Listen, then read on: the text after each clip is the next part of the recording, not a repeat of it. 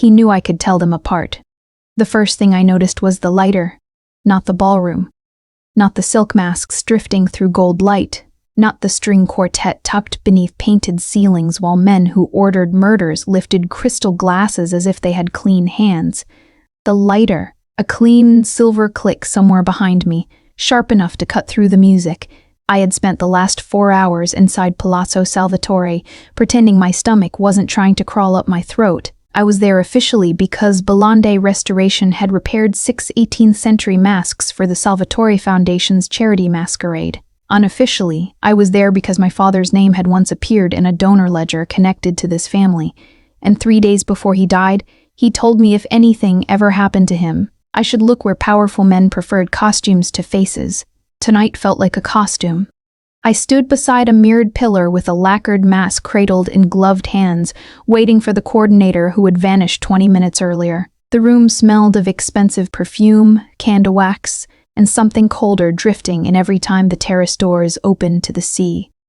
That cold scent came again. Rain. Gun oil. Night air. The silver lighter clicked once more. I turned. A man in a black tuxedo and half mask was walking toward me through the ballroom. Tall. Broad-shouldered. Beautiful in the way a knife could be called beautiful if you forgot what it did to flesh. Men shifted out of his path without appearing to move. Women let their laughter thin when he passed. Everyone in Palermo knew Dante Salvatore's face, even if they pretended not to. Except the man who reached me first was smiling. That was how I knew something was wrong. He stepped in front of me with Dante Salvatore's face and a dangerous kind of ease, the kind men wore when they thought the world existed to be charmed. You're carrying that like it's holy. It's older than everyone in this room, I said. His mouth tipped. And prettier. I should have stepped back. I didn't. He had Dante's eyes, Dante's jaw, Dante's height. But whatever lived behind them was wrong, softer at the edges, amused, painted on. Then somebody collided with me from behind. My heel slid on polished marble. The restored gold mask slipped from my hands, and the smiling man caught me by the waist before I hit the floor. For one absurd second I was against his chest, fingers clenched in black wool, the entire room tilting in candlelight. Then another hand closed around my throat and ripped me back. Not hard enough to crush, hard enough to own the air. A breath tore out of me. The man behind me leaned close enough that his mouth grazed the shell of my ear. You belong to the dangerous one. The ballroom kept moving. Violin, glass, silk. Nobody screamed. Nobody came closer. That was when I understood the first real rule of powerful men. Terror could exist in public if everyone had agreed not to name it. His hand stayed at my throat. I should have panicked. I did panic. But somewhere beneath it, training took over. Years of restoring ruined things had taught me where to look first. Not at what was painted, at what had cracked. So I looked down, not at his face, at his hand. Burn scars crossed the knuckles and disappeared beneath the immaculate cuff. The grip was precise, controlled, as though violence here was not impulse but language. His thumb was steady against my pulse. The twin who had caught me still stood in front of us, smiling with Dante's face and empty hands. I heard myself speak in a shredded whisper. You're the real one.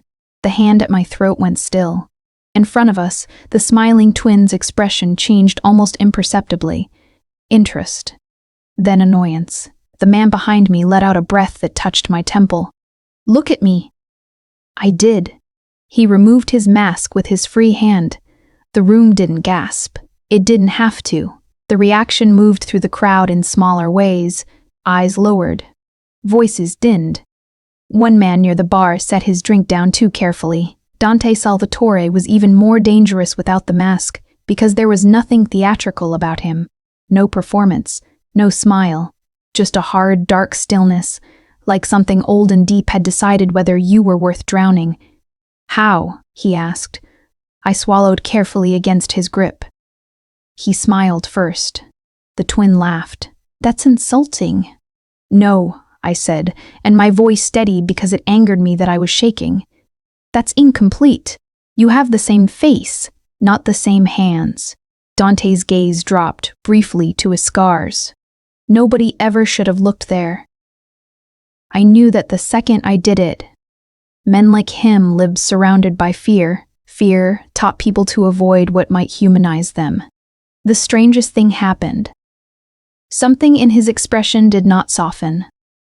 A man like him would not soften in public, but it shifted a fraction lower, deeper, as if a blade had gone in and met resistance it hadn't expected. The smiling twin spread his hands. I only caught her. You touched what is mine to question, Dante said without looking at him. Mine. The word landed wrong in my chest. I'm not yours, I said, before survival could stop me. His eyes came back to me. Dark, level, patient in a way that made patience feel threatening. No, he said.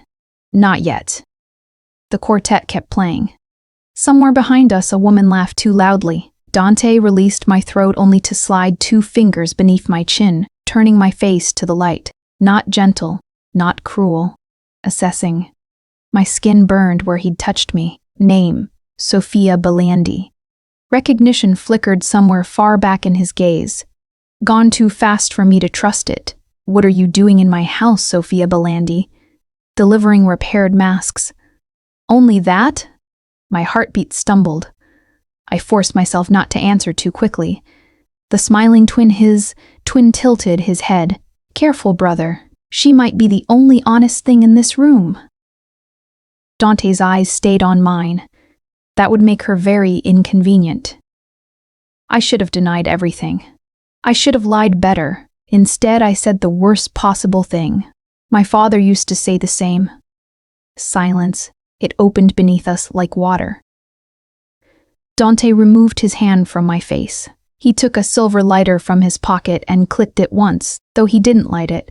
The sound cut clean through my nerves. Take Signor Belandi's daughter upstairs, he said.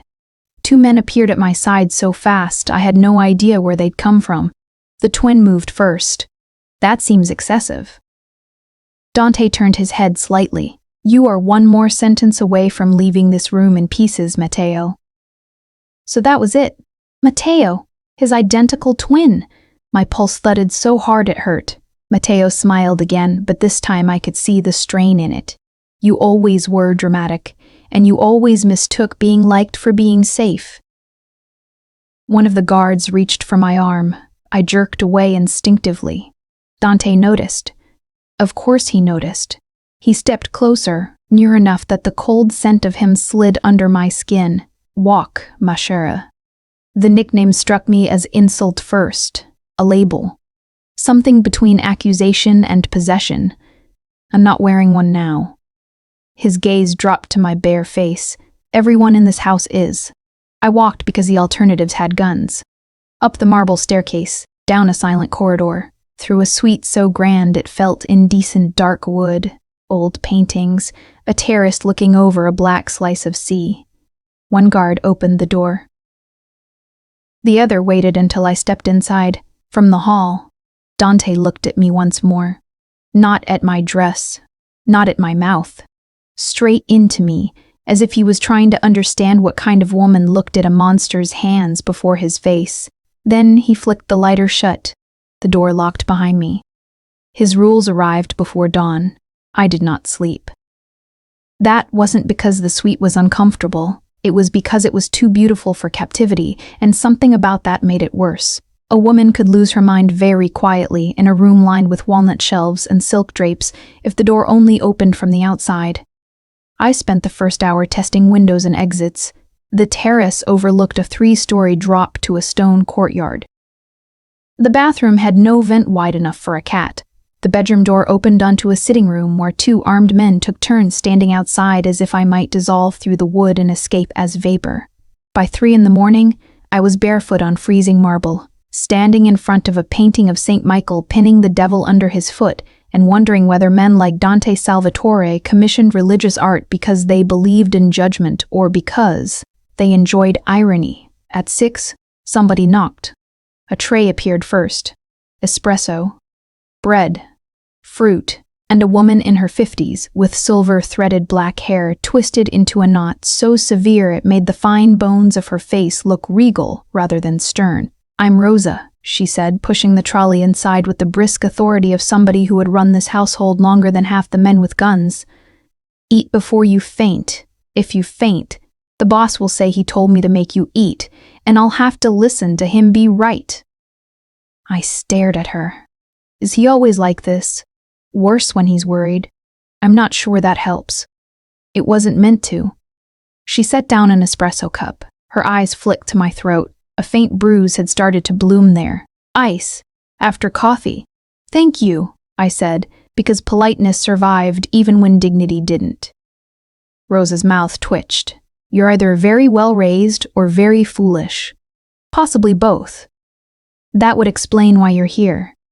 Before I could decide whether that was comforting, another man slid into the room behind her carrying a second tray piled with things no breakfast should morally include: pastries, sugared biscuits, cream-filled cornetti. He was handsome in a lively, overcommitted way, with dark curls, expensive loafers, and the expression of a man already mid-argument with God.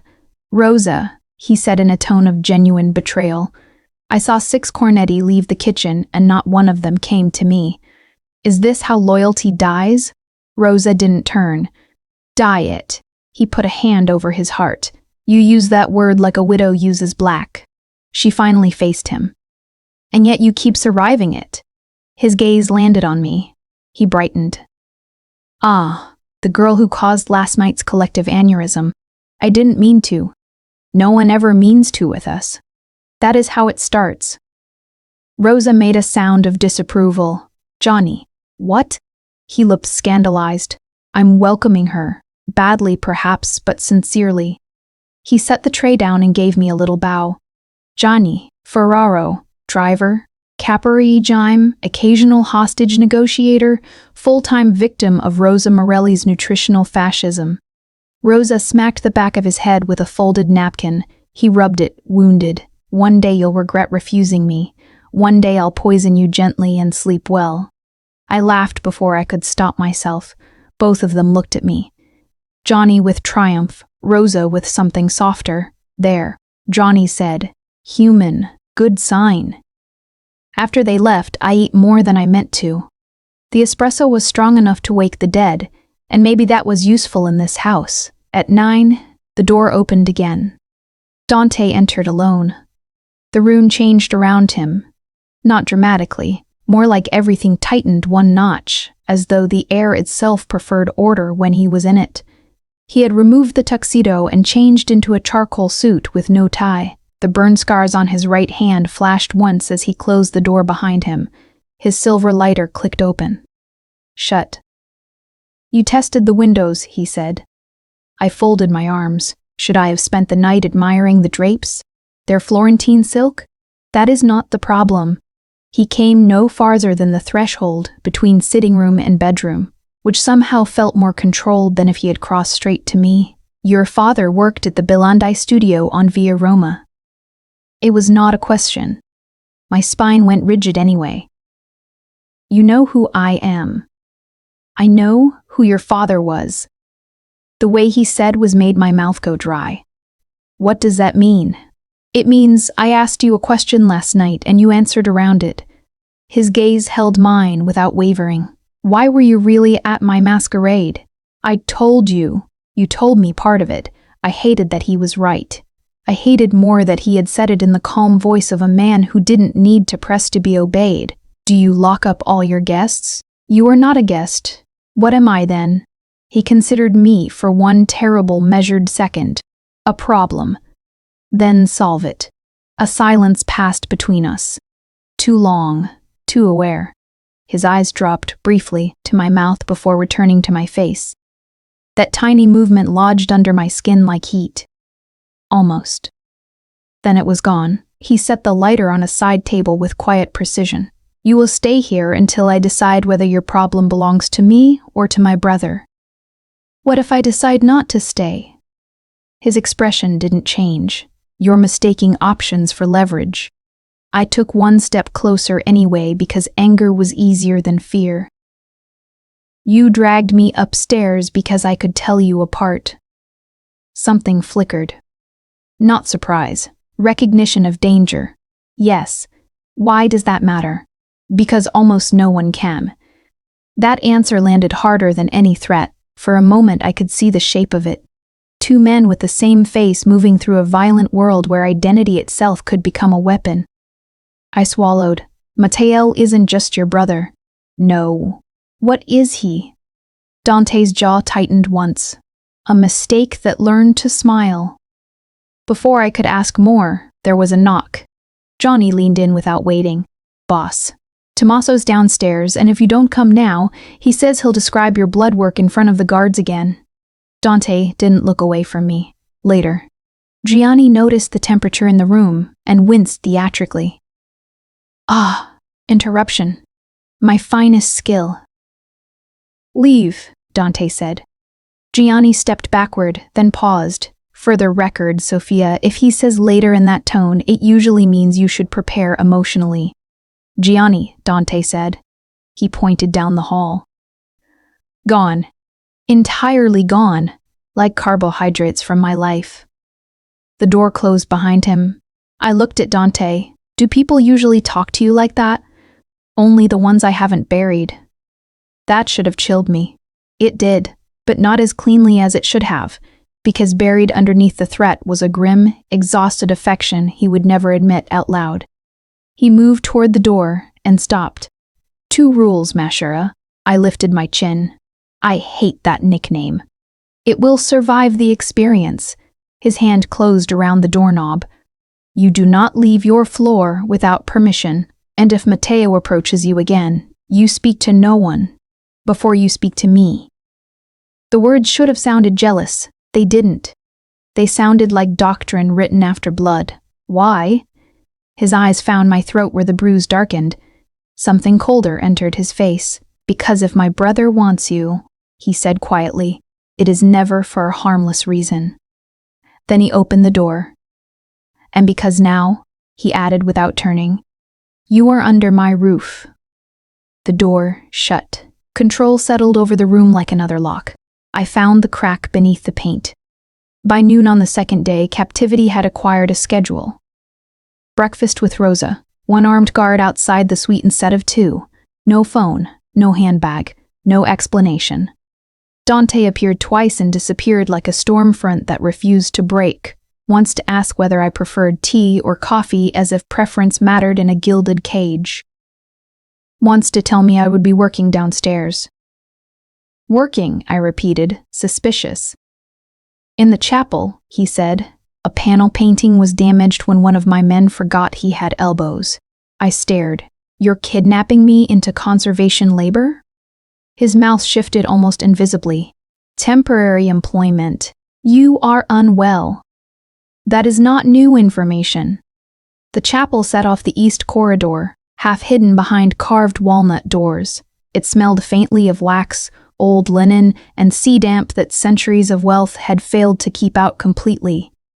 Morning light came through narrow stained glass and laid colored wounds across the floor. The painting waiting for me on a stand was 17th century, badly overcleaned sometime in the 90s with a fresh crack running through the gilt border. I forgot to be angry for nearly 10 minutes. That was the danger of my work. Ruin called to the part of me that still believed patient hands could repair what force had broken. I leaned close, gloved fingers hovering over the flaking edge, mind already mapping solvents, pressure, time. You stop being frightened when there's damage to fix, said a voice from the doorway. I turned. Tommaso Ricci was younger than I expected, maybe 35, lean and sharp in a navy suit with a doctor's cool observational stare. A white scar split one eyebrow. Am I that obvious? Yes. He stepped inside. I'm Tommaso, family physician, which means I spend half my life stopping men from bleeding and the other half pretending not to know why they're bleeding. Comforting. It shouldn't be. He came to stand beside the painting. For what it's worth, if you're looking for mercy in this house, Rosa is the safer bet. Not you? I like honesty too much to sell you the wrong thing. That made me look at him more carefully. You're warning me. I'm informing you. His gaze slid to the door where Dante stood without my hearing him arrive. There's a difference. Dante ignored that. Can it be saved? I glanced from one man to the other. The border, yes. The underlayer depends. The underlayer? He asked. Paintings keep records of themselves, I said before I could help it. Overpainting, retouching, smoke damage, time. People lie on top of them, and the truth stays underneath, if you know how to remove the right varnish. Dante watched me in a stillness so complete it felt like concentration weaponized. Show me. So I did. Rosa sent down my tools from the studio after a phone call I wasn't allowed to make myself. I worked at the long refectory table in the chapel while Dante sat 6 feet away going through folders, and Tommaso pretended to read, but mostly monitored the strange weather between us. There was comfort in technique. Cotton swabs, solvent gel, tiny circular motions. The world reduced to surface, pressure, response. Your father taught you? Dante asked, after an hour. Yes. He was silent so long, I wondered whether I had answered wrong. Then, he was good. The unexpected respect in his voice hit somewhere tender. You knew his work. I knew his reputation. I should have left it there. Instead, I heard myself ask, did you know him? Tommaso looked up sharply. Dante's gaze moved from the painting to my face. Not well enough. Not well enough for what? To save him? To kill him? To remember him kindly? He gave me nothing else. I returned to the frame because if I looked at Dante too long, I noticed too much. The weight of his silence. The exact way his suit strained at the shoulders when he leaned forward. The scars on his right hand. The fact that he never interrupted me when I worked. Almost. At the lower corner of the gilt border, my swab lifted not gold leaf, but a strange gray-brown film. I frowned. Switch tools applied gentler pressure. Something scratched beneath. Wait, I murmured. Dante was on his feet before I finished the word. I peeled back a sliver of degraded backing paper from the reverse. A narrow compartment had been cut into the frame centuries ago and used much more recently. Inside was a folded strip of waterproof paper. My heartbeat changed. Tommaso swore softly. Dante held out his hand. I hesitated only a second before giving it to him. His fingers brushed mine. Warm. Calloused. Too careful for a man like him. He unfolded the strip. It wasn't old. It was modern printer stock. A list of shipment numbers. Ports. Dates. And one name typed near the bottom like a punch to the throat. Vittorio Belande. The chapel tilted. That's my father. Dante's jaw locked. Tommaso took the paper from him, scanning fast. These are shell transfers. Art, wine, shipping containers, laundering routes. My father restored frames, I said. Why would his name be? Because he saw something, Dante said. I looked at him. What something? Before he could answer, the nearest window cracked with the flat, distant pop of gunfire. Then another. The guards outside the chapel moved all at once. Italians shouted down the corridor. A woman somewhere in the house gasped. Dante took the paper, folded it once, and slipped it inside his jacket. Tommaso. I know. Tommaso crossed to me. Stay here. As if I'd go sightseeing? Dante was already at the door, drawing a pistol from the back of his waistband with such fluid economy it made my stomach turn cold. He glanced back once. Lock it from the inside, he said. Then he was gone. Tommaso shoved the walnut doors shut and slid the iron bolt. Outside, footsteps thundered over stone. I stood frozen beside the half-cleaned painting with solvent on my gloves and my dead father's name burning inside my head. Tommaso checked the window line, then looked at me. If we need to move, you stay behind me. You say that like I'll listen. Good, he said, unexpectedly dry. You may survive this house after all. The gunfire stopped as suddenly as it had begun. In the silence that followed, all I could hear was my own pulse, and somewhere deep in the corridor, the clean metallic click of a lighter. He should have destroyed the paper before Sophia ever saw the name. Instead, he stood in the corridor outside the chapel with smoke burning in his lungs and understood something dangerous, with the kind of certainty he usually reserved for executions. She had looked at his hands, not his face, not the shared mask Matteo used like a carnival trick. His hands, the ruined part, the truth. And Dante, who trusted almost nothing alive, had already started wanting to keep the woman who did it. When he came back, there was blood on his cuff that wasn't his. "The house is secure," he said. I looked at the blood, then at him. That sentence means something different here, doesn't it? His eyes held mine, yes. And somewhere beyond the chapel walls, I knew with perfect clarity that someone had already started moving against us. He touched me like I might break. That night the storm came in off the water with enough force to rattle the old windows. Rosa insisted everyone eat downstairs because, in her words, men planning war make stupid decisions on empty stomachs. Dante did not argue with her. Nobody argued with Rosa when there was thunder involved. We sat in the smaller family dining room instead of the formal one, and that made everything more unnerving, not less. John arrived late, damp-haired and aggrieved. I nearly died. Tommaso glanced up from his plate. From bullets? From being offered grilled fish with no potatoes? If this is not cruelty, define it. Rosa set down a bowl of roasted peppers hard enough to make him flinch. "You're alive because I permit it." Johnny folded his hands like a penitent. "Dear Lord, thank you for not letting the boss kill anyone today, that we know of." I choked on my water. Dante, at the head of the table, did not smile. But the corner of his mouth threatened mutiny. That was Johnny's real talent, I realized. Not humor for its own sake. Pressure relief.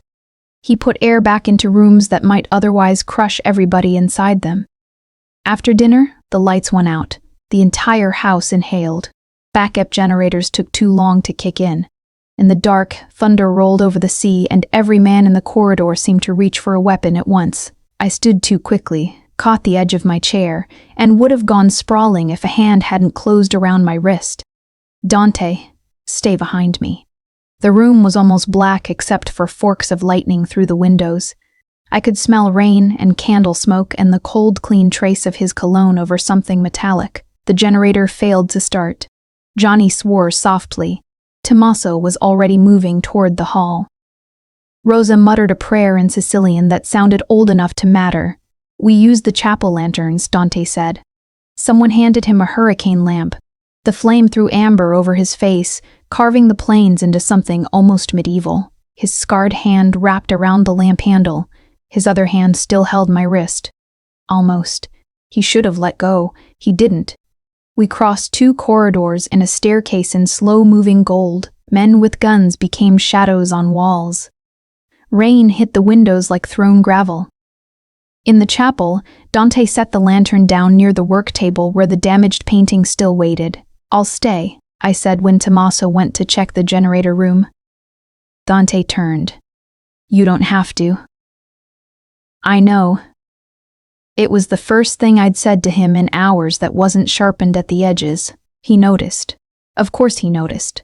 He looked at the half-cleaned frame, then at my tools. "You found the compartment." "Yes. Are you going to ask again about your father?" "Yes." Lightning flashed. For a heartbeat, the entire chapel shone white and terrible. Dante moved toward me, slow enough that I could have stepped back if I wanted. I didn't.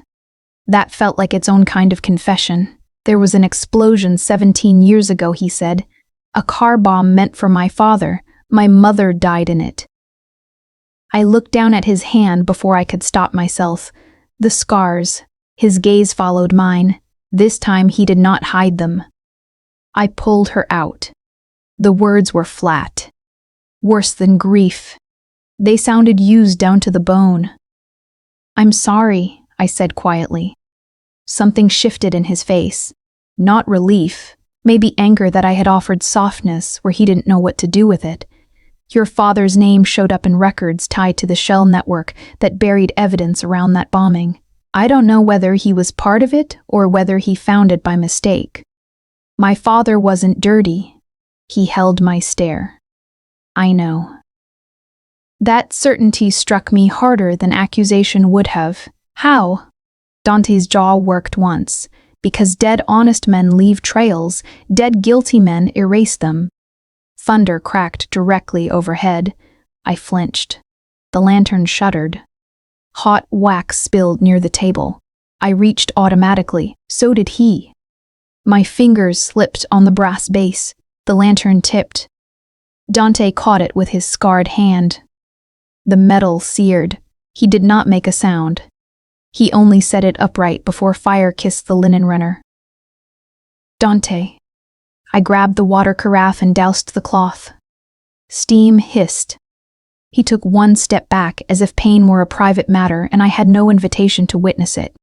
Too late. His palm was blistering red along the old scars. Sit, I said.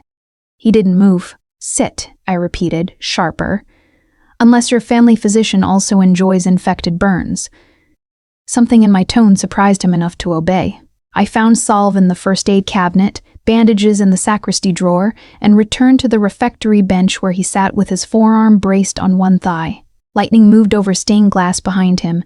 The chapel smelled of wet stone and scorched metal. When I touched his hand, he went still. Not tense. Not exactly. More like stillness had become a survival reflex. You can let go, I murmured. I'm not holding anything. I looked up. That isn't what I meant. The air changed. I spread ointment across his palm with the gentlest pressure I could manage. His skin was hotter than it should have been. The old scars had a different texture under my fingers, ropey and smooth at once. I was so focused on being careful that it took me a second to realize he was watching me the way men watched a fuse burn toward powder. Does everyone obey you this easily? I asked because I couldn't bear the silence. No, just me then? Not even you. That almost made me smile. Almost. I wound the bandage around his hand. My knuckles brushed the inside of his wrist. His breath changed barely, but enough. Almost. Outside, footsteps sounded in the corridor.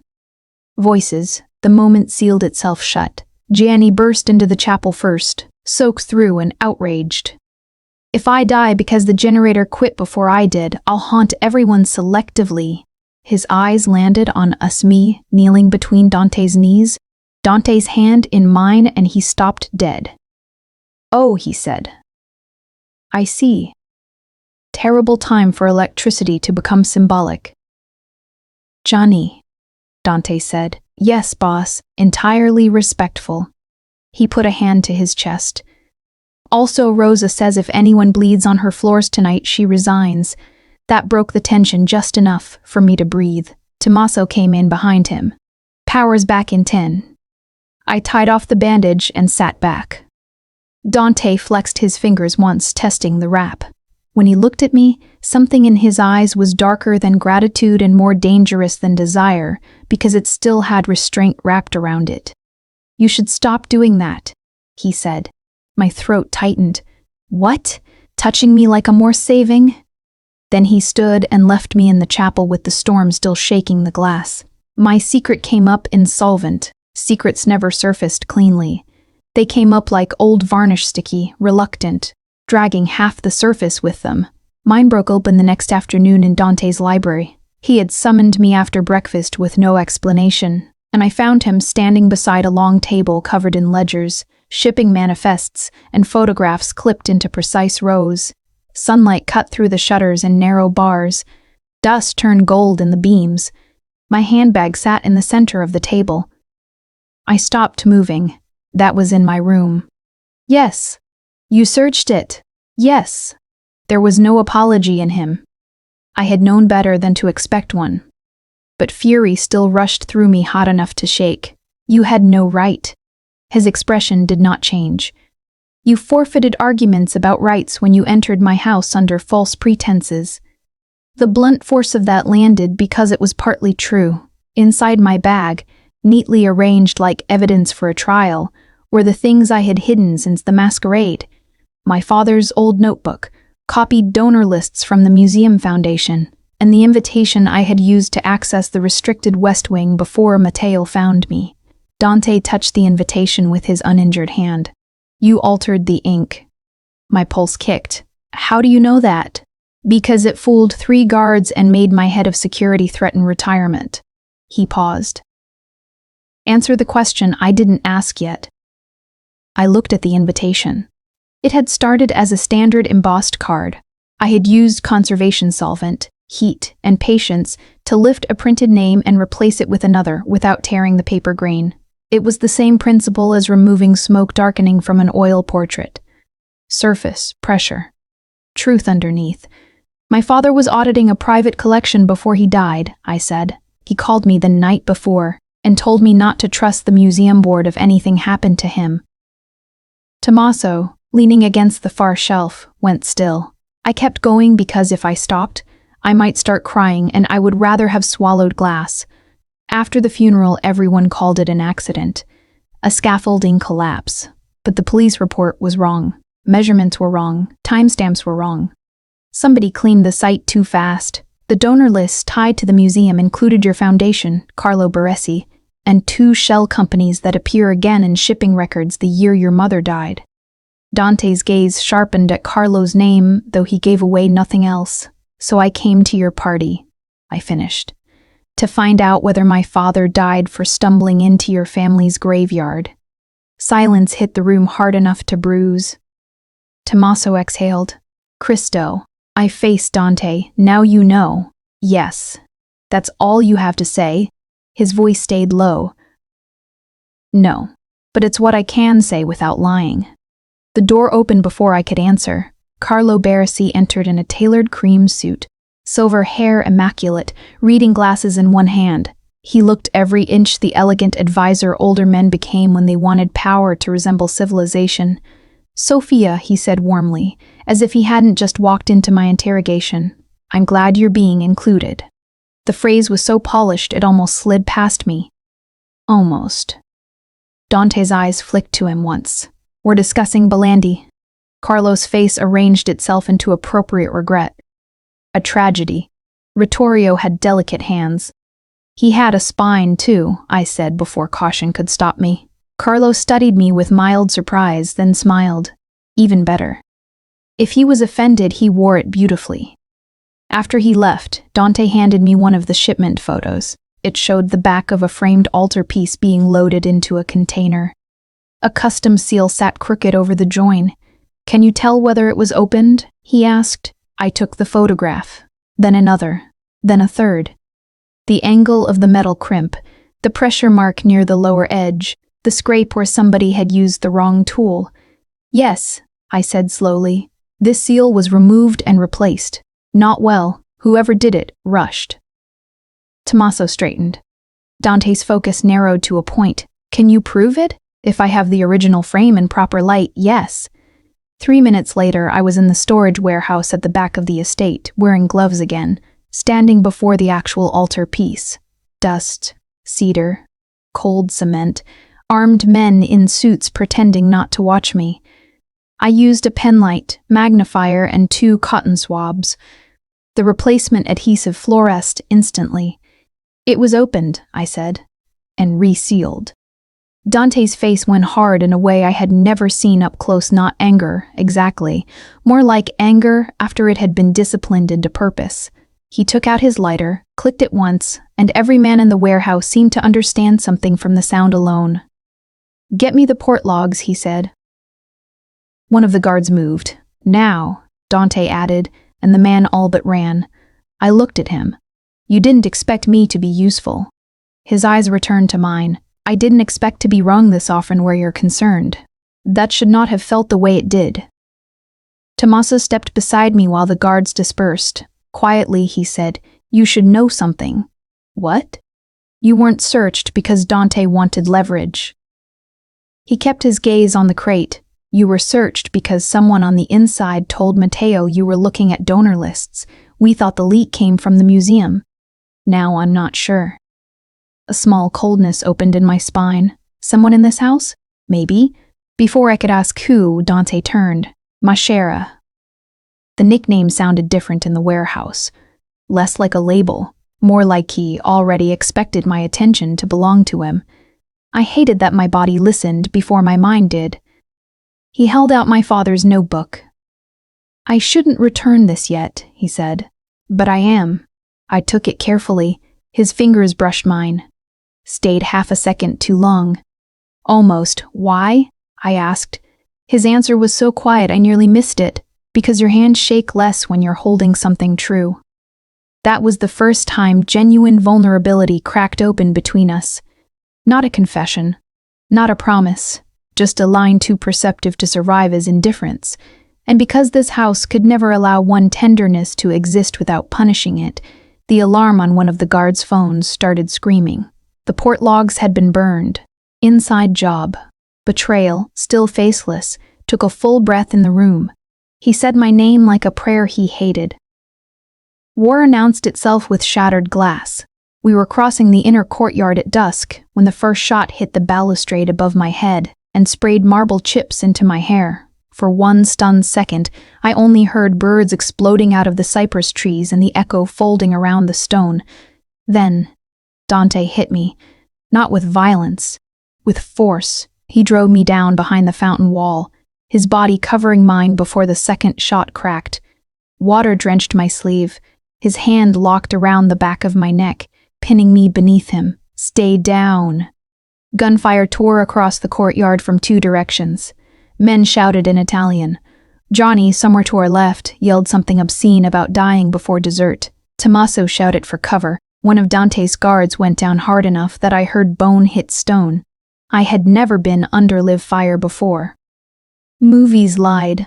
There was no cinematic distance in it, only noise and the awful animal knowledge that flesh opened too easily. Dante leaned up just enough to return two shots with terrible, controlled precision. No wasted movement. No rage, just efficiency so clean it made my stomach knot. What is happening? I gasped. Matteo! The name came out flat as a blade. A bullet struck the fountain edge inches from us. Dante shoved my head down with his scarred hand before fragments could reach my face. He smelled like rain, smoke, and the colder thing beneath both discipline under pressure. A guard sprinted toward the archway and dropped before he made it halfway. I heard myself say, "Dante?" He turned his face toward mine for a fraction of a second. "Don't." It was not a rebuke. It sounded like fear he didn't know how to wear. Then the shooting shifted. Nearer the kitchen wing now. Rosa. I reacted before he could stop me. I twisted out from under him, grabbed the fallen guard's dropped medical pouch, and ran low along the fountain wall toward the doorway where Tommaso was crouched over a bleeding man. "Sophia!" Dante's voice hit my back like a command and a curse. Too late. I slid across wet marble to Tommaso's side. "What do you need?" He glanced up, ready to order me back then, saw the kit in my hands. Pressure here. The guard's shoulder was pumping blood. Not an arterial spray, thank God. I jammed gauze down and pressed hard. The man screamed through his teeth. "I'm sorry," I said, and pressed harder. Tommaso worked fast. Clamp, wrap, shout for a stretcher. Bullets still cracked overhead but farther now. Dante's men were pushing the attackers back toward the outer wall. Then there he was. Dante crossed the courtyard through the last of the gunfire like death had a tailored suit. He reached us in seconds, scanned me once from head to toe, and something terrifying passed over his face when he found me unshot. "You disobeyed."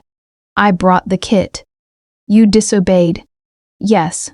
For one wild second I thought he might shake me. Instead, he put both hands on my face, hard and warm and shaking just enough to tell on him, then dropped them immediately as if he had touched fire. Almost. Johnny appeared at the doorway with blood on his sleeve and outrage in his voice. "Good news, I'm alive.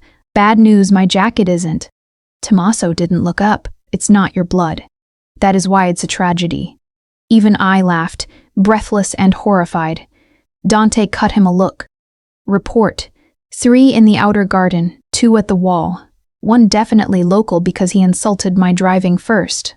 Johnny's gaze flicked to me. "Also respectfully, boss. If you keep trying to bury her in your chest every time bullets fly, people will begin to speculate." "Gianni," Dante said. "Yes, silence. My greatest gift." By midnight, the estate was locked down, the dead removed, the wounded stabilized. Rosa refused to let me go to my room until I drank broth in the kitchen, with hands that wouldn't stop trembling. Dante didn't appear. Neither did Matteo. That frightened me more than if either had. It was nearly 2 when Dante came to the old winter garden off the west hall where I had gone to breathe among dark orange trees and sleeping stone statues. He closed the glass door behind him softly. Tommaso said you helped. I held bandages. You ran into gunfire. I heard Rosa's wing. The moon lit one side of his face. The other stayed in shadow. You are not built for this world. I know. Then why do you keep stepping toward it? Because of you, I almost said. Instead, I looked down at my hands. Because people bleed whether I hide or not. He came closer, not touching.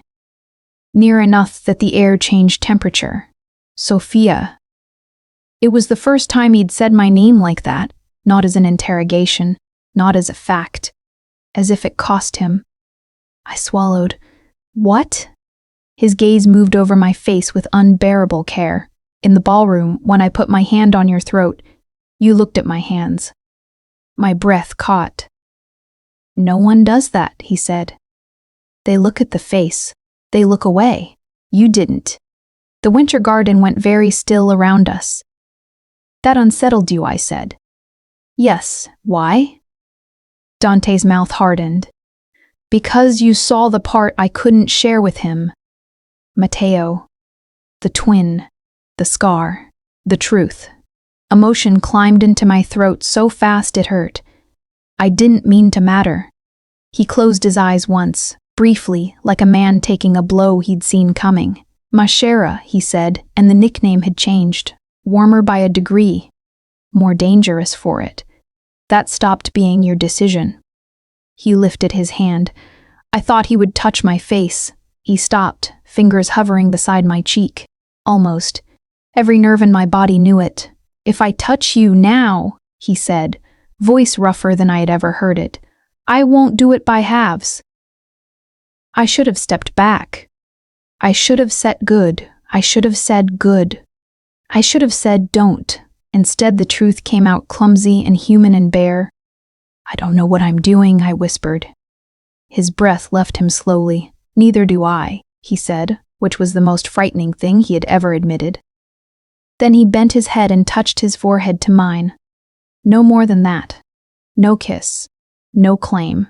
Just his hand braced against the cold glass behind me, his body held away by pure control, and the sound of both of us breathing through something neither of us was ready to survive.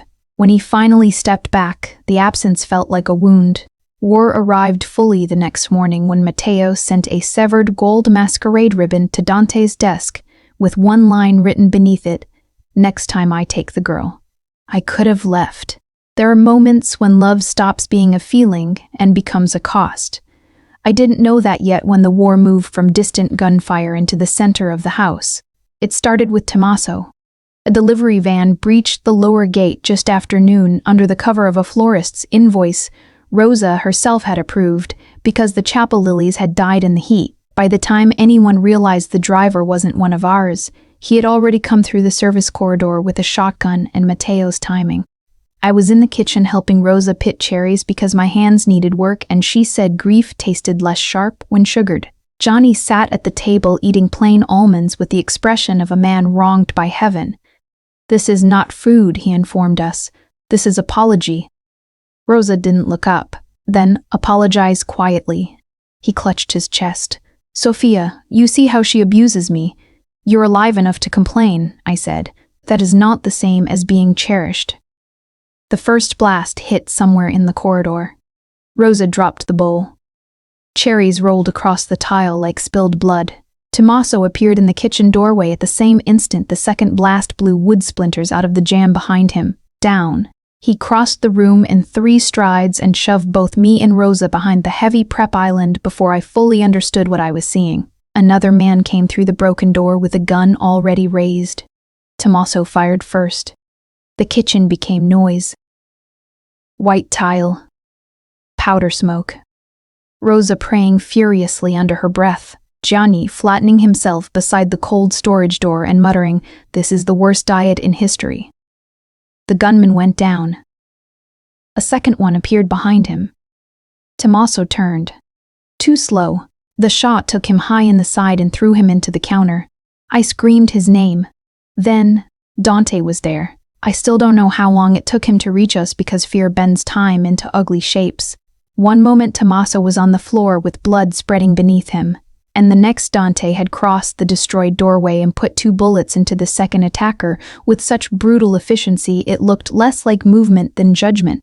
"Tommaso," Rosa whispered. Dante dropped to one knee beside him. His face did not change, which was how I knew this was bad. I was already moving. "Compresses?" I said to Johnny, who stared at me for half a heartbeat and then obeyed so fast it nearly undid me. "Rosa, towels. Clean ones. Now." Tommaso was pale, conscious, angry about it. "This is inconvenient." "Don't speak," I snapped, hand pressing over the wound as Johnny shoved cloth at me. "You sound like him," Tommaso muttered. Dante's eyes met mine over the blood. In that moment there was no boss and no captive and no room left for denial. Only the terrible intimacy of shared fear. Tommaso survived the first hour, then surgery, then the night, but seeing him broken open changed something in me that I couldn't stitch back together. He had warned me from the beginning. Rosa had fed me. Johnny had made me laugh in rooms built for grief. These were not faceless men orbiting a monster anymore. They were people. And people bled for being near Dante Salvatore. That evening, Dante came to my room with a passport, a black envelope, and a train ticket to Florence. "Leave tomorrow," he said. I stared at him. "What?" "There's a car at dawn. Gianni will take you to the station." "No." "Yes." The room went cold. "You don't get to decide that for me. I decide what keeps you alive. You said I was under your roof." His jaw tightened. "Not if the roof is collapsing." His voice was flat. Final. The kind men used when they had already started bleeding internally and didn't intend to discuss it. I looked at the train ticket. Florence. Dawn departure. A life I can still recognize. You're sending me away because Tommaso got shot. I'm sending you away because the next attempt will be cleaner. On me or on you? His eyes lifted to mine. There it was. Again, that terrible, disciplined silence he wore when the truth was too close to his mouth. Does it matter? Yes. He looked exhausted for the first time since I'd known him. Not physically, structurally. As if whatever held him upright had started splintering where no one could see it. "It matters to me," I said. His jaw tightened. "That is exactly the problem." He left before I could answer. Perhaps because he knew I would. Perhaps because he couldn't afford to hear it. At dawn, Johnny drove me to the station in a black sedan that smelled faintly of leather and the lemon candies Rosa kept hidden in the glove compartment. Neither of us spoke for the first 10 minutes. Palermo moved around us in wet gray light-shuttered cafes, laundry stiff in the sea wind. Old women sweeping doorsteps as if the world had not just tilted. "You can tell him to go to hell, you know," Johnny said at last. I assumed nobody did. Lots of us do. We just phrase it strategically. He glanced at me. "For the record, I hate this plan." "Then why are you doing it?" "Because when Dante gets that look, arguing only shortens your life expectancy." He paused. "And because if anything happened to you, Rosa would skin all of us and wear our regret as a shawl." I looked out the window. Tommaso? Alive. Angry, therefore alive. That helped more than it should have. At the station, Johnny carried my bag to the platform and stood beside me in silence while the train exhaled steam into the morning. People moved around us with ordinary concerns. Tickets, children, coffee, lateness. It felt obscene that the world could keep being ordinary while mine sat split open. "You know," Johnny said lightly, "if you board this train, I'll tell everyone you wept bitterly and called me your favorite. I'd rather die." "Good. Some standards remain." I almost smiled. The conductor called boarding. I took one step toward the train. Then I stopped. Because the truth had finally arranged itself clearly enough to hurt. If I left now, I could survive, maybe even recover. Florence, work, daylight, a life unbroken by gunfire. But I would also spend the rest of my years knowing I had walked away with my eyes open while Tommaso bled. Rosa prayed. Johnny joked through fear. And Dante, terrible, scarred, impossible Dante, stood under a collapsing roof and sent me out from under it alone. It would cost me my old self either way. Only one choice was honest. I turned. Johnny stared. Sophia, I know. This is an awful decision. I know. Rosa will say I failed catastrophically. You can tell her I threatened you. He blew out a breath toward the station rafters. Madonna, help me. I like you. I handed him the ticket. He took it, looked at my face, then tore it cleanly in half. By the time we reached the car, I had called my employer and given up the Florence apprenticeship I had spent 3 years earning. That was the price. Not a prison, not an abduction, a life I could have had, a future that would never know his name. When we drove back through the Salvatore gates, I did not feel rescued. I felt chosen by my own worst clarity. Dante was waiting in the courtyard. He came down the steps before the engine died, anger already written across his stillness. Why are you here? I got out of the car and shut the door myself. Because you don't get to decide my leaving for me. His eyes flashed once toward Johnny, who lifted both hands. Before you kill me, I'd like it noted that she has a terrifying moral center. Dante ignored him. You should be in Florence. I should be where the truth is. A muscle moved in his jaw. Truth gets people buried. Yes, I said softly. I noticed. For 1 second I thought he would order me out again. Instead, he looked at the torn ticket still in Johnny's hand, then back at me. And something brutal and helpless crossed his face before it vanished. Ma chère, he said, the nickname now worn raw. You came back with open eyes. Yes. That seemed to strike him deeper than if I had said I loved him. He stepped aside. I walked past him into the house myself. This time, no one made me. I made the mistake myself. Coming back changed the geometry of the house.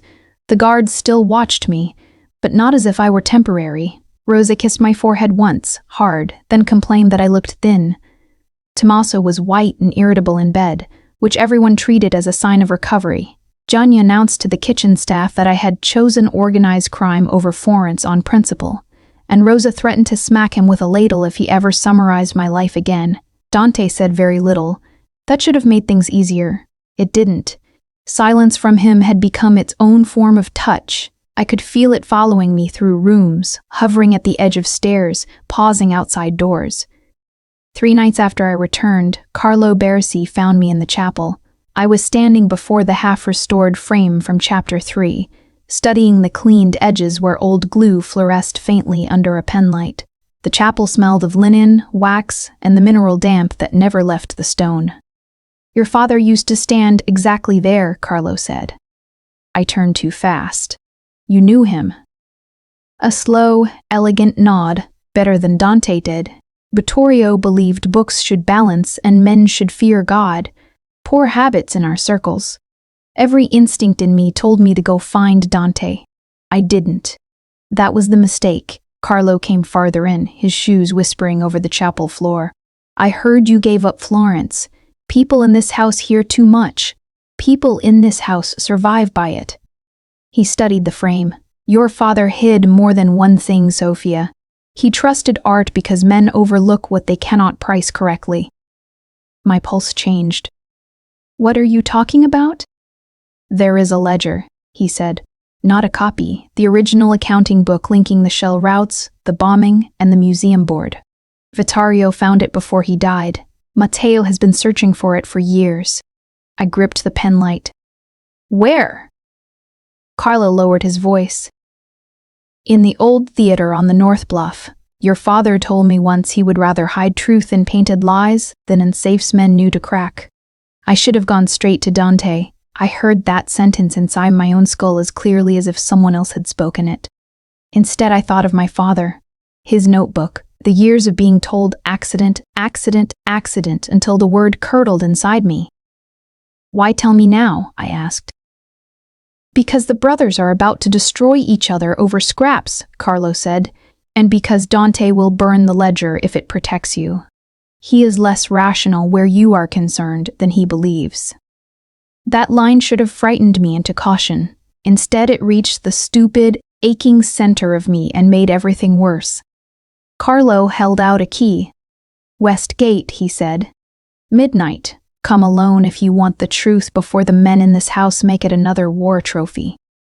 When he left, I stood in the chapel for a full minute listening to my pulse. Then I did the one thing innocence and grief together always do to a woman.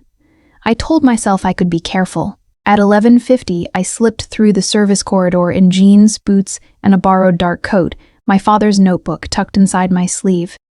The West Gate key worked. Of course it did. A car waited beyond the cypress hedge, not Carlo's driver. Matteo stepped out of the shadows wearing Dante's face and a black overcoat, his smile visible even in the dark. Well, he said softly, that was easier than expected. The cold that hit me was so total it felt clean. I ran. He caught me before I reached the hedge. Not by the throat like Dante, by the waist, laughing once under his breath as I fought hard enough to bruise us both. A cloth went over my mouth. Bitter chemical sweetness flooded my nose. My last clear thought was not terror, it was fury. At myself. I woke in darkness that smelled of old velvet, dust, and sea rot. My wrists were bound in front of me with zip ties. The chair beneath me was carved walnut. Somewhere, water knocked rhythmically against stone. When my vision cleared, I saw the outline of a proscenium arch and rows of draped seats. The old theater on the north bluff, a single work lamp burned stage left. Under it stood 3 objects, a trunk of masks, a ledger on a pedestal, and Carlo Baresi with his glasses folded in his hand. The betrayal hurt less than it should have, maybe because by then I had already known. You killed my father, I said. Carlo winced almost kindly. No, Matteo did. Impatiently. I merely failed to stop him. Matteo's voice floated from the dark. In fairness, he kept choosing virtue at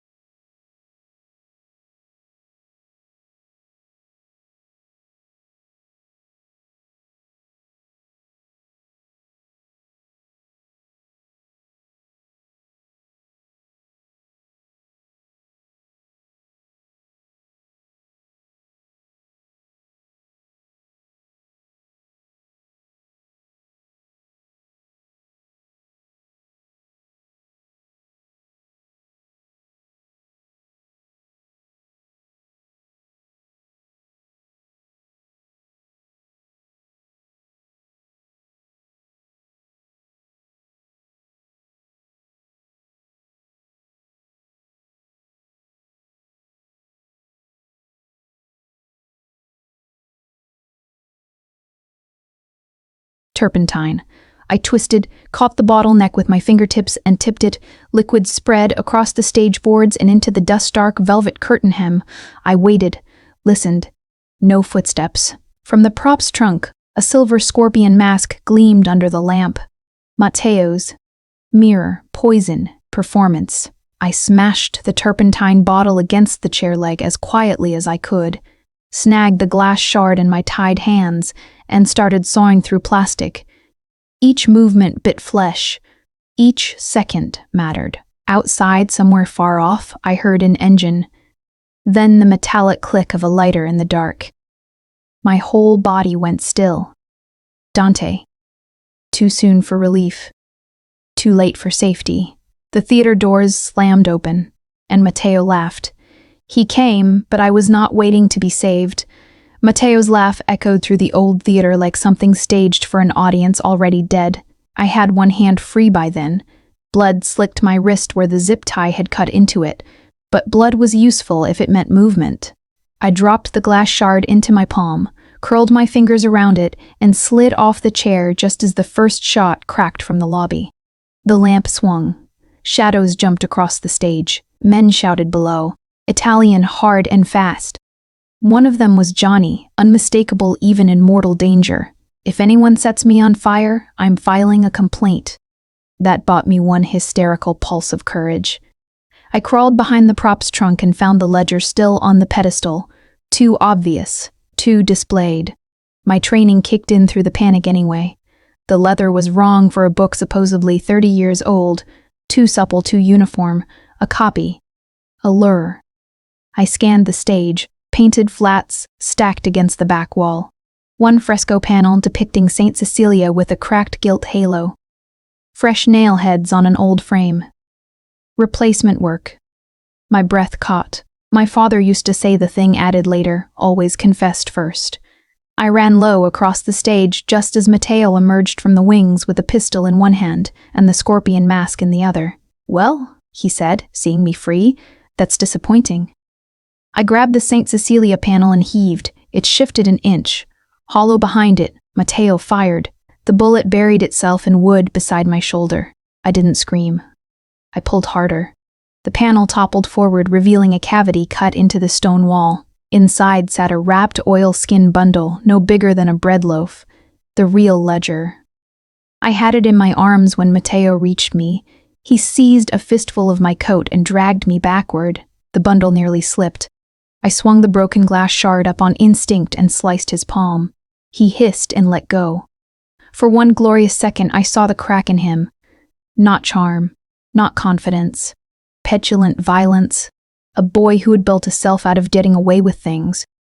Then Dante came over the stage lip like judgment. He hit Matteo hard enough to drive both of them into the fallen panel. The gun skidded across the boards. Men poured in behind him.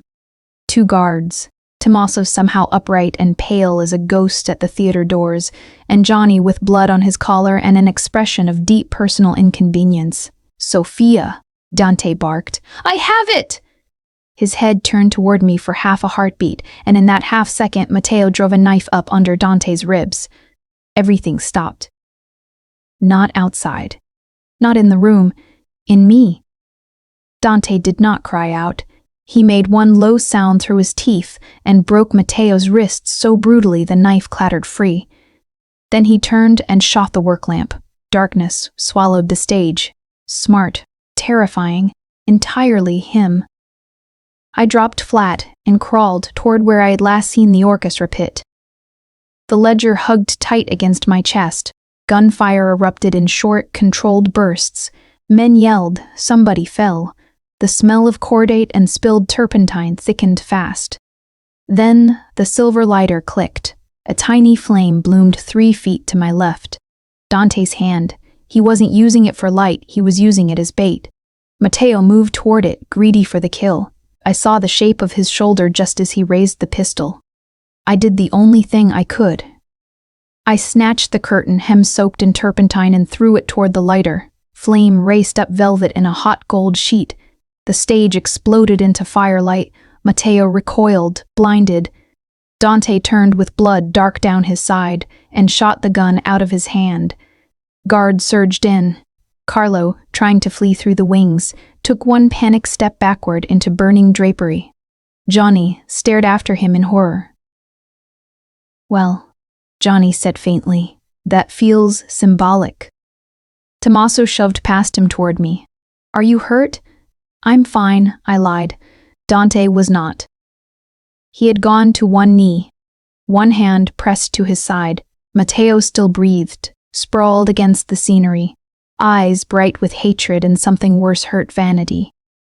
"You always ruin the ending," he rasped.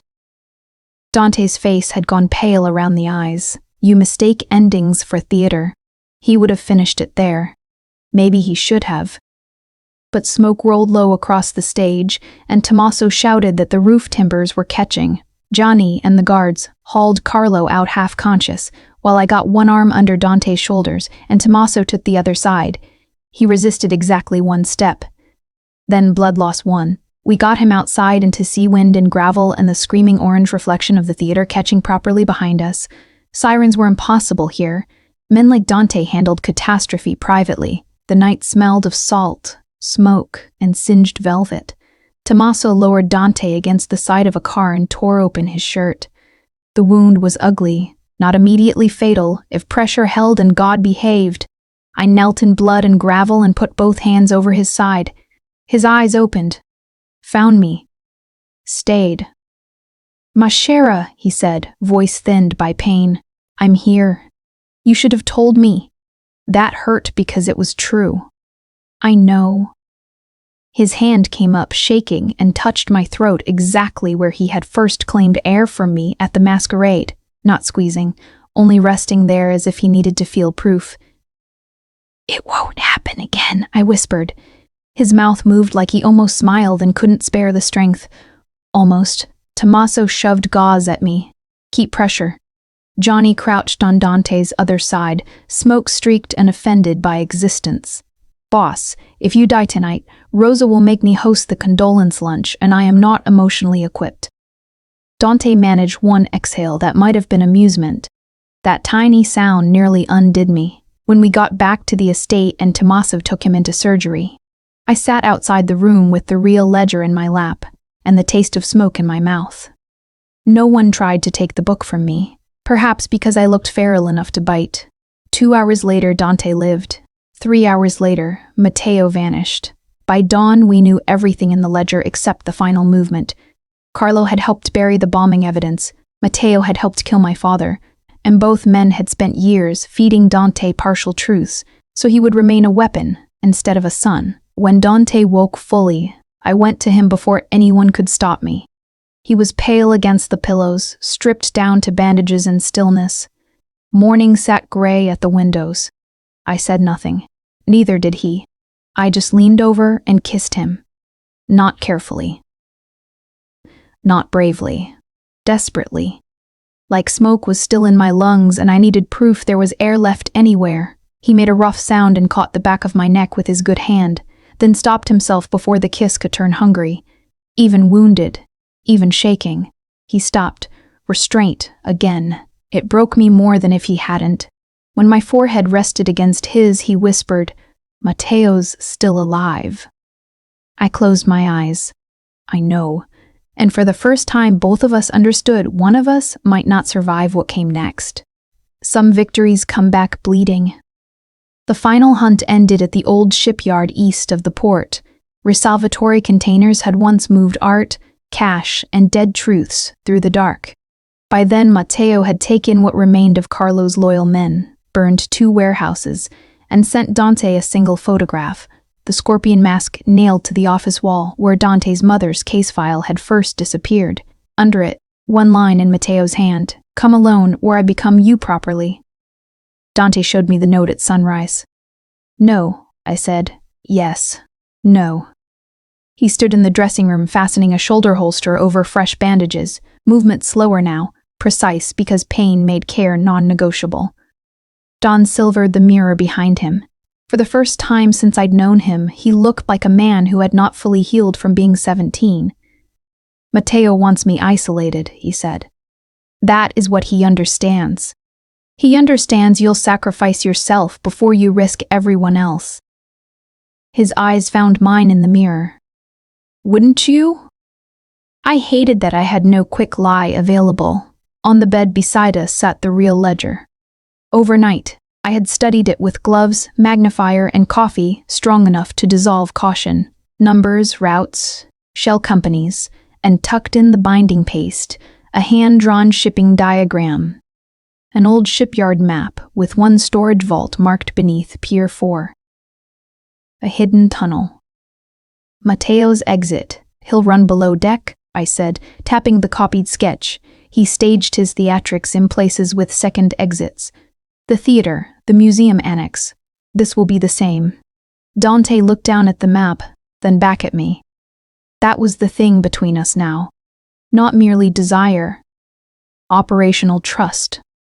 It felt more intimate than skin. "You're staying behind the second line," he said. I took a breath. "No." His head lifted. "If I stay behind, he uses the tunnel. If I go, I can identify the vault panel faster than your men." I stepped closer before courage rotted.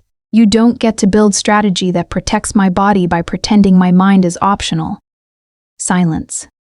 Then the faintest, bleakest thread of pride crossed his face.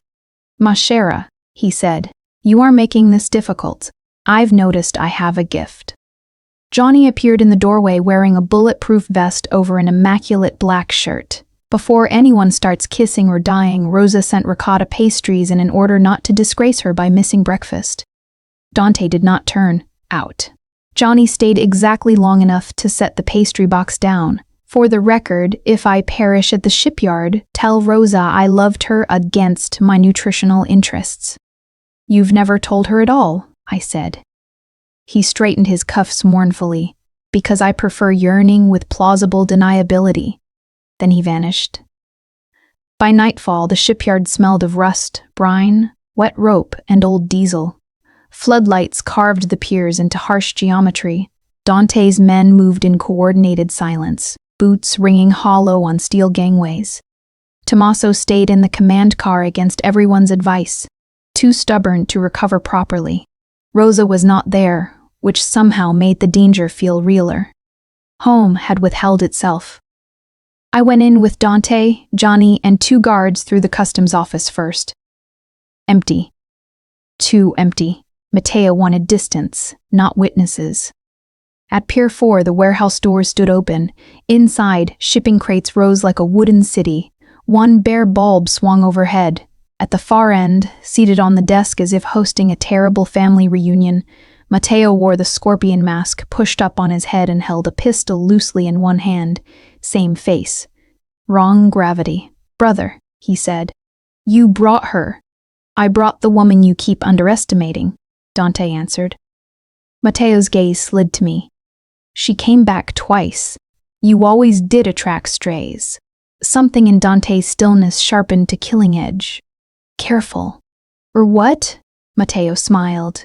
"You'll wound me? Again?" "We've been doing that since childhood." Their history moved between them like a live wire. I could feel it in the air-shared blood, shared face, wholly separate souls. Matteo looked at me. "Do you know why he hates me?" I said nothing. "Because mother loved me easiest." His smile thinned. "And because the bomb was meant for the car I should have taken." Dante went so still it frightened me. There it was. The real wound. Not just that his mother died, that he had survived in the place another son should have occupied, and some poison part of him had never stopped counting that as theft. Matteo saw it land and laughed softly. "You never say it, brother, but I hear it in everything.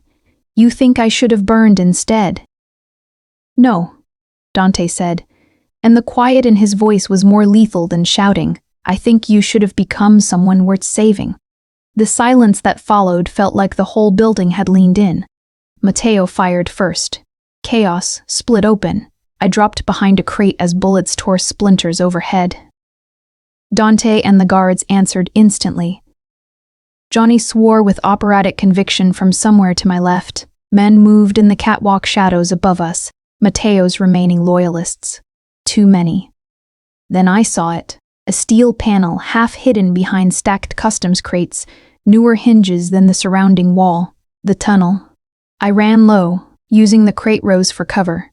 Dante shouted my name, but the gunfire swallowed it. I reached the panel, jammed my fingers into the seam and hauled.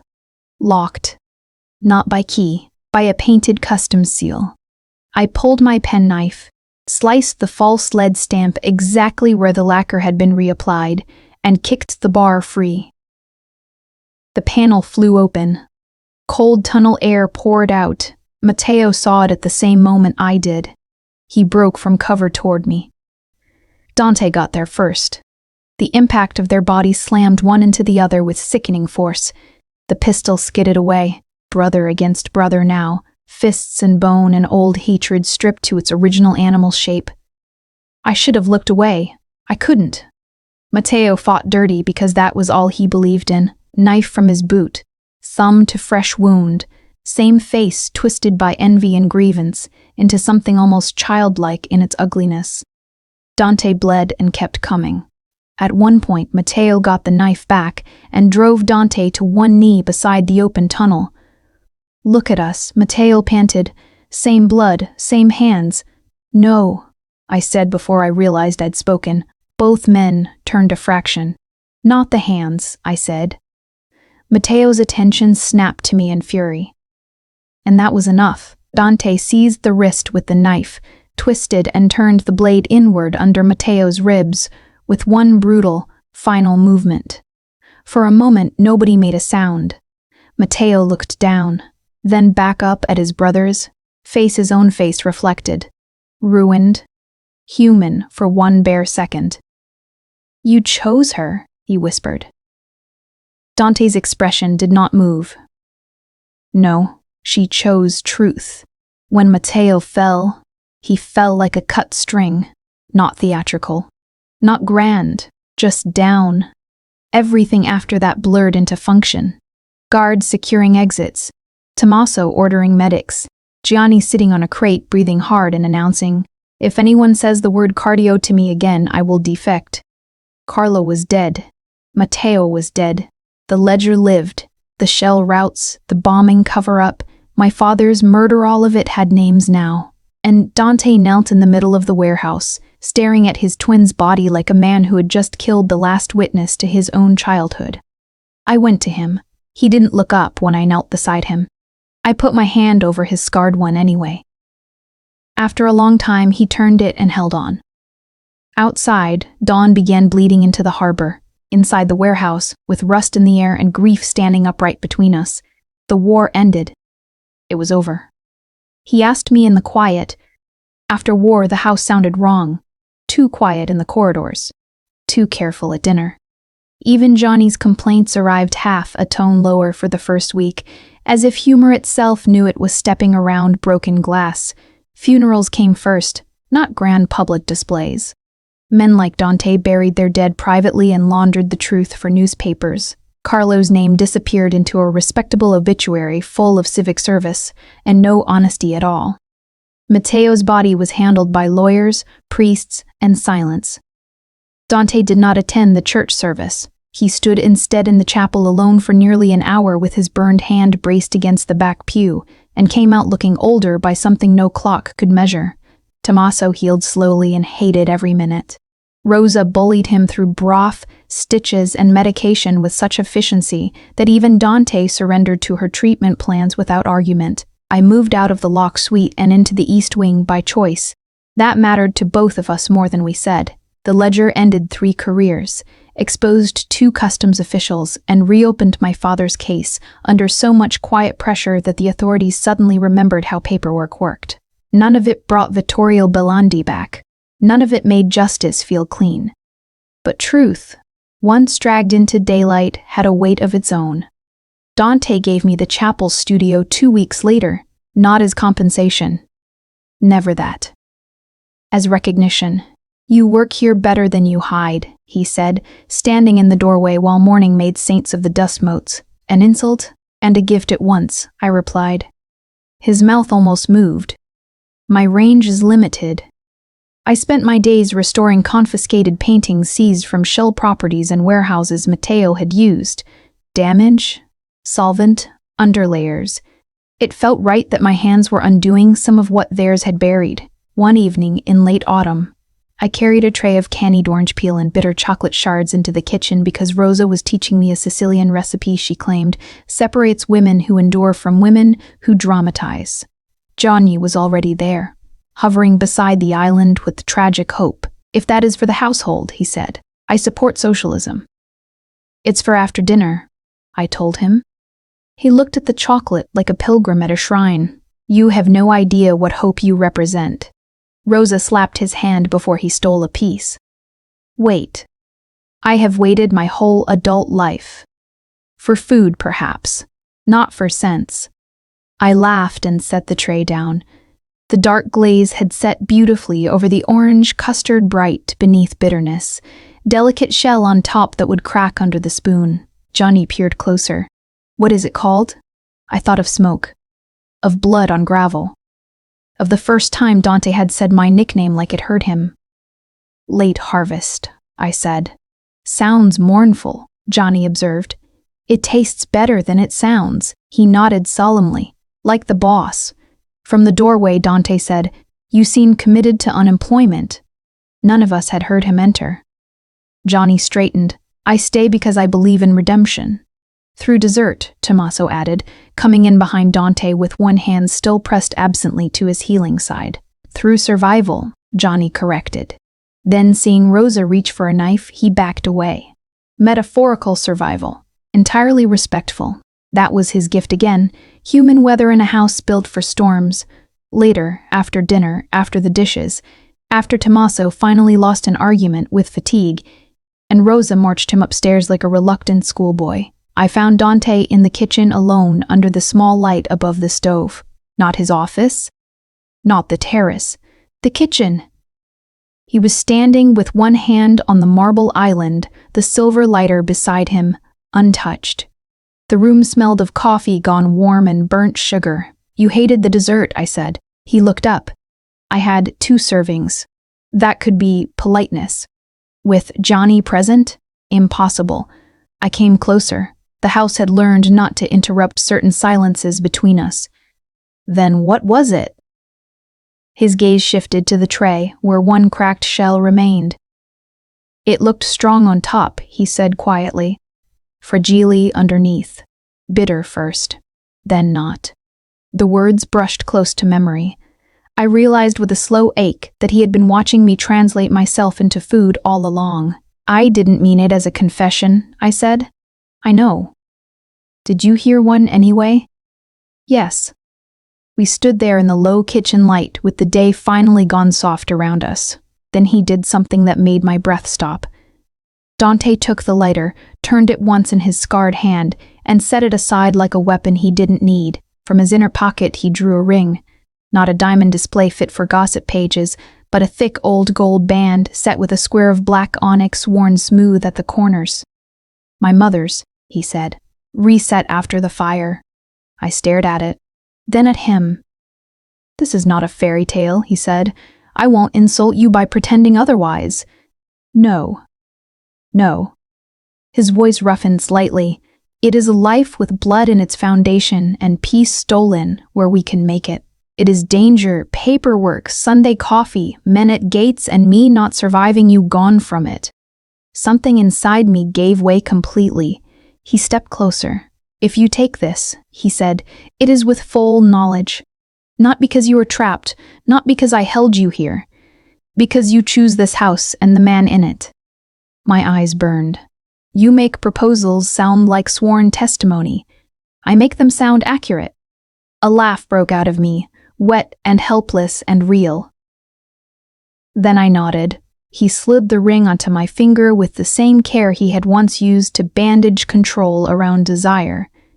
His thumb rested over my knuckle for 1 extra second.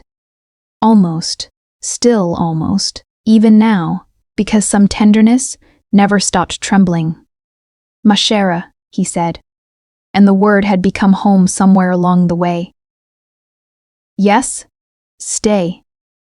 This time, the answer cost nothing at all. I will. From the corridor, Johnny's voice floated in heartbreak. Rosa, if they're getting engaged in my kitchen, I deserve cake. Rosa answered, You deserve restraint. Dante lowered his forehead to mine, and for the first time since the masquerade, the silence between us felt almost ordinary. The coffee went cold. I looked at his hands first again. 9 months later, the chapel windows stood open to spring. Sea air moved through the east wing carrying lemon blossom, wax, and the distant hum of tires on gravel as the morning deliveries came through the outer gate. The house sounded different now, not safe. It would never be safe in the way ordinary lives meant the word, but inhabited, human, full of interruptions that belonged to the living. Rosa had surrendered exactly half the kitchen to me and regretted it aloud every day. Tommaso walked without pain unless rain was coming, which he treated as a personal betrayal by the atmosphere. Johnny had still not declared himself properly to Rosa, though he now spent suspicious amounts of time pretending not to help her with market orders. Their courtship, if that was what it was, consisted mostly of insults, shared espresso, and Gianni heroically, accidentally, ending up wherever she needed an extra pair of hands. I restored paintings for the foundation Dante rebuilt from the seized shell properties. Not charity, reparation. We funded church repairs, museum conservation, and legal aid for families whose names had been buried under men like Carlo. It did not purify the family. Nothing could. But it redirected some portion of the damage, and in our world that counted as radical. That morning I was standing at the long chapel table over a Renaissance Madonna panel, lifting nicotine varnish from a blue robe, one careful circle at a time, when I heard the sound that still altered my pulse before thought arrived. Click. Dante's silver lighter. I closed my eyes for 1 second, smiling despite myself, then opened them as he entered the chapel. He had come straight from the lower office, jacket off, sleeves rolled to the forearms, tie loosened. Men still reacted when he entered rooms. That had not changed. Doors still quieted around him. Armed guards still pretended not to look directly at whatever he loved. But there was more life in him now. And because I had earned the right to notice it, I did. Less marble. More man. He stopped at the other side of the work table and watched me for a long second without speaking. What? I asked. Nothing. That look is never nothing. His eyes dropped, not to my face, to my hands. I glanced down. Solvent swab, gloves, ring-catching light. When I looked back up, he had that expression again. The one he wore when something ordinary struck too deep, and he had to endure it privately first. Come here, he said. It was not an order anymore. It was a low place I always wanted to step into. I set the swab down and crossed the chapel. He held out his hand. Scarred, beautiful in the truest sense, because beauty had nothing to do with innocence and everything to do with what remained after fire. Without thinking, I looked at his hands before his face, the exact same thing I had done the night he took my breath at the Masquerade. His mouth changed.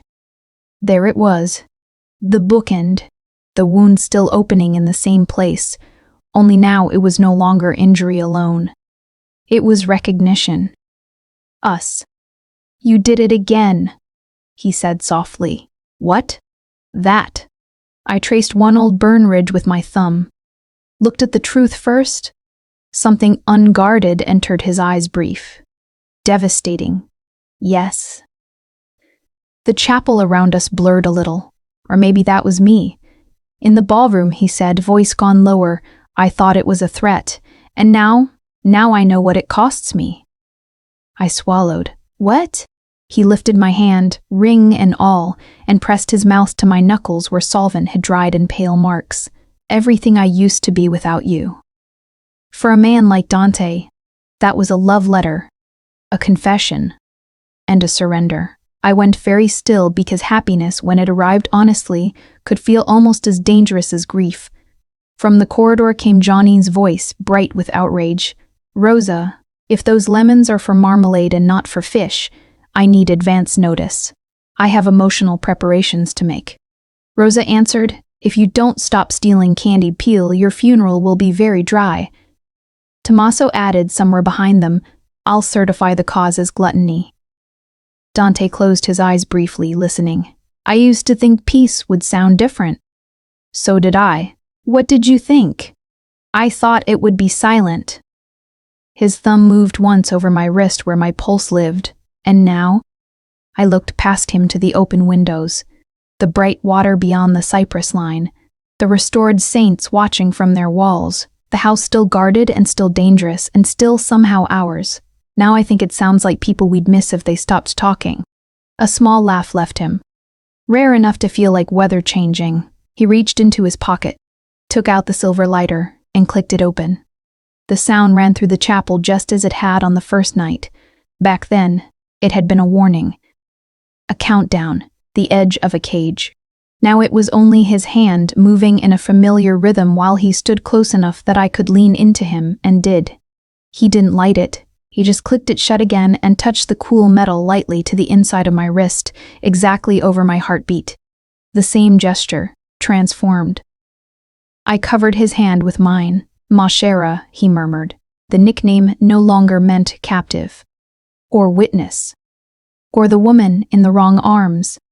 It meant the one who saw him. I rose on my toes and kissed him in the filtered chapel light while the house breathed around us and the world, for once, did not ask for blood in exchange. When we drew apart, he rested his forehead to mine. No, almost left in it now. Only choice. Repeated. Daily. Radical in its ordinariness. Outside, Johnny was still arguing for marmalade. Inside, Dante's hand stayed warm around my wrist, and I thought, not for the first time, that the most dangerous thing he had ever done was let me keep my innocence and love him with it intact. That was the part no one warns you about. Not that darkness can swallow you. That sometimes you walk into it with your eyes open and still find something worth building there. Would I choose him again, knowing exactly what his love cost his brother, my old life? And the version of myself that once believed clean hands were the only kind allowed to hold the truth? Yes.